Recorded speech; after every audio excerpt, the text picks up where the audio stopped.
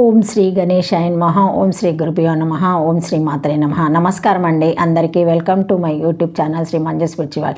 మనం లలితా సహస్రనామ స్తోత్రనామాలకు ప్రతిపదార్థాలు తెలుసుకుంటున్నాం కదా, శ్రీ మాత్రే నమః. కానీ అంతకంటే ముందుగా మీరు గనక మన ఛానల్ని ఇప్పటి వరకు సబ్స్క్రైబ్ చేసుకోకపోతే వెంటనే చేసుకొని పక్కనే ఉన్న బెల్ ఐకాన్ని నొక్కి ఆల్ వీడియోస్ సెలెక్ట్ చేసుకుంటే మేము ఇలాంటి వీడియోస్ అప్లోడ్ చేయగానే ముందుగా మీకు నోటిఫికేషన్ వస్తుంది.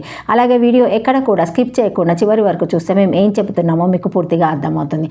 కావున సబ్స్క్రైబ్ చేసుకోండి, లైక్ చేయండి. ఓకే, వీడియోలోకి వెళ్ళిపోదాము. 594 నామము ఇంద్రధను ప్రభ. శ్రీమాత్రే నమః.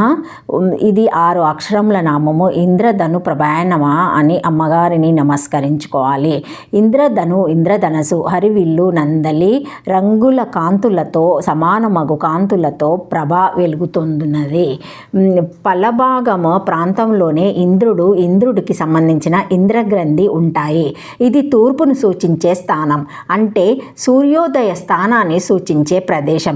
ఇదే ఆజ్ఞాచక్ర స్థానం కూడా. ఇంద్రధనుసులో ఎన్ని రంగులు ఉంటాయో అన్ని రంగులను చూడగలగడానికి, వాటి వివరాలను తెలుసుకోవడానికి సంబంధించిన ప్రజ్ఞా కేంద్రం ఇక్కడ ఉంటుంది. ఈ కేంద్రం తిన్నగా పనిచేయకపోతే వర్ణభేదము తెలియదు. వర్ణం అంటే రంగు అనే కాక స్వరం, అక్షరం అనే అర్థాలు రెండు ఉన్నాయి. కాబట్టి రంగుతో పాటు స్వర జ్ఞానం, అక్షర జ్ఞానం కూడా దెబ్బతింటుంది. సంగీత జ్ఞానానికి సంబంధించిన శృతి లయ జ్ఞానం కూడా దెబ్బతింటుంది. అందుకే ఈ ఫలభాగము మనిషికి ఒక విశిష్టమైన ప్రయోజనాత్మకమైన ప్రదేశం.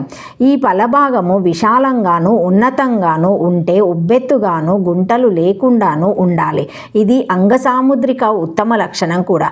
ఉదయకాలం అమ్మవారిని ఈ ఫలభాగములో ఇంద్రధనస్సు కాంతులు విరజెమ్ముతున్నట్లుగా భావించి ధ్యానం చేయాలనే సూచన ఈ 2 నామాల్లోనూ 593, 594 ఉంటుంది.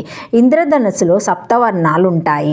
ఈ వర్ణ సంఖ్య సప్తజిహుడైన అగ్నిని కూడా సూచిస్తుంది. కాబట్టి ఈ ఉదయకాలంలో అమ్మవారిని అగ్ని తేజ స్వరూపిణిగా ఫలభాగములో ధ్యానించాలి. అమ్మవారి ఫలభాగము బహుళ అష్టమి నాటి చంద్రుని పోలి ఉంటుందని అష్టమి చంద్ర విభ్రజ దళికస్థల శోభిత అనే నామములో చెప్పబడింది. ఒకదాని ప్రక్కన ఒకటి వరుసగా ఉండే కనుబొమ్మల పైన అర్ధావృత రూపంలో ఉండే ఫలభాగము ఇంద్రధనసు ఆకారాన్ని కూడా సూచిస్తుంది. కాబట్టి ఇంద్రధను ప్రభ అనే నామము అమ్మవారికి చాలా సార్థకమైనది, సముచితమైనది కూడా.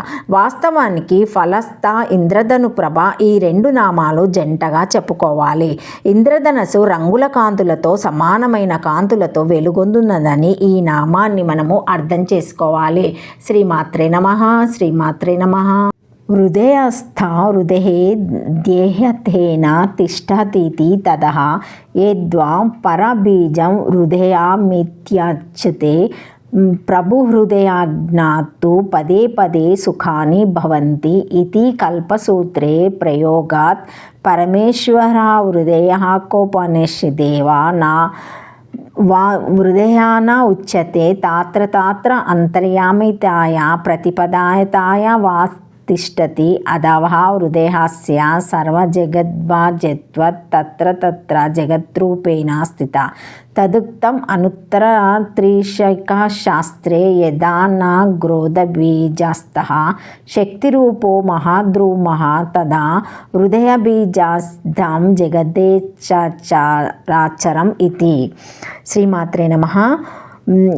హృదయస్థ హృదయమందున్నది, హృదయమందు ధ్యేయ స్వరూపమున్నది. పరబీజమందు హృదయోపనిషత్తునందు అంతర్యామిగా ఉండుచు హృదయోపనిషత్తు చే చెప్పబడుచు హృదయమందు జాగృతరూపమున ఉన్నది కాబట్టి హృదయమందు ధ్యానించదగిన స్వరూపంతో ఉన్నది లేదా పరబీజమునకు హృదయమని పేరు గలదు.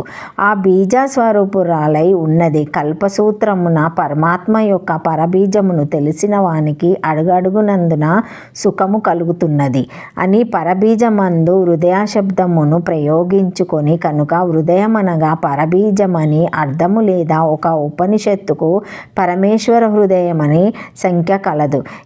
ఆ ఉపనిషత్తునందు అంతర్యామిగా ఉన్నది, లేదా ఆ ఉపనిషత్తు చే చెప్పబడుచున్నది, లేదా బీజము నుండి వృక్షము పుట్టినట్లు హృదయం నుండి సర్వజగత్తులు పుట్టుచున్నాయి. కావున దేవి జాగృద్రూపమున హృదయమందున్నది. ఈ విషయమునంతర త్రిశంకాశాస్త్రమందు కలదు. వటబీజమునందు శక్తి రూపమున మహావృక్షమున్నట్లు హృదయమనేడు బీజమందు చరాచరాత్మకమైన జాగృత అంతయు గలదని వర్ణించెను. శ్రీమాత్రే నమః. శ్రీమాత్రే నమః. Thank you for watching my video. Please like, share, comment, subscribe to my channel. మరిన్ని వీడియోస్తో మళ్ళీ కలుస్తానండి. ఈ వీడియో మొదటిసారి ఎవరైనా చూసి ఉంటే తప్పకుండా లైక్ చేసి సబ్స్క్రైబ్ చేసుకోగలరు. ఏమైనా కామెంట్స్ ఉంటే పెట్టగలరు. Thank you. శ్రీమాత్రే నమః. శ్రీమాత్రే నమః. సబ్స్క్రైబ్ చేసుకోవడం, లైక్ చేయడం మర్చిపోకండి. లైక్ చేసుకోండి, సబ్స్క్రైబ్ చేసుకోండి. Okay, thank you. బాయ్.